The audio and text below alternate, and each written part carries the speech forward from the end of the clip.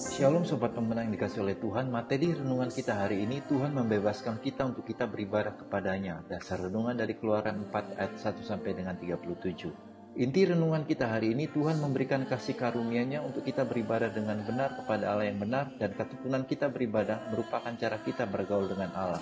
Sobat Pemenang, ada 3 pertanyaan yang perlu kita renungkan hari ini. Yang pertama, apakah sebenarnya tujuan Allah membebaskan bangsa Israel dari Mesir? Lalu yang kedua, siapakah yang dibinasakan oleh Allah di padang gurun? Dan yang ketiga, apa yang membuat Allah membinasakan mereka di padang gurun? Tujuan Tuhan menuntun bangsa Israel keluar dari Mesir bukan mencapai tanah Kanaan, tanah perjanjian, bukan. Tapi tujuan Tuhan mengeluarkan bangsa Israel dari Mesir supaya bangsa Israel bisa beribadah. Keluaran 4 ayat 23, Keluaran 7 ayat 16, Keluaran 8 ayat pertama, ayat yang ke-20, Keluaran 9. Tuhan selalu mengulangi firman. Tuhan katakan kepada Musa dan kepada Firaun, biarkanlah bangsa ini keluar supaya mereka bisa beribadah kepadamu.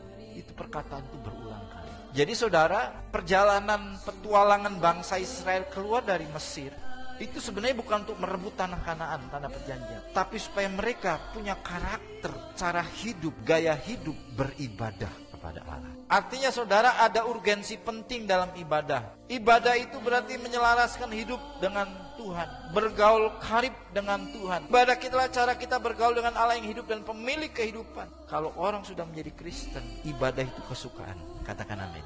Bukan beban. Saudara, ibadah harus jadi kesukaan kita. Kenapa? Karena untuk itulah kita dipanggil Tuhan, dipilih oleh Tuhan supaya kita bisa beribadah kepada Tuhan.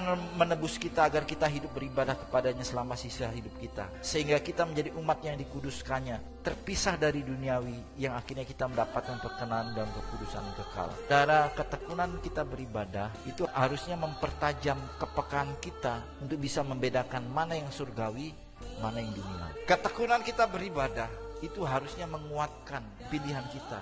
Saya harus meninggalkan segala sesuatu yang duniawi. Kenapa? Karena semua yang duniawi tidak akan sampai ke rumah Bapa di surga, dan tidak akan kita bawa ke surga. Dan orang yang bisa masuk ke surga adalah orang yang siap mempersiapkan hidupnya untuk menjadi warga negara surga. Sobat Pemenang, mengikuti dan meneladani ajaran Tuhan Yesus Kristus untuk berdoa dengan tidak jemu-jemu.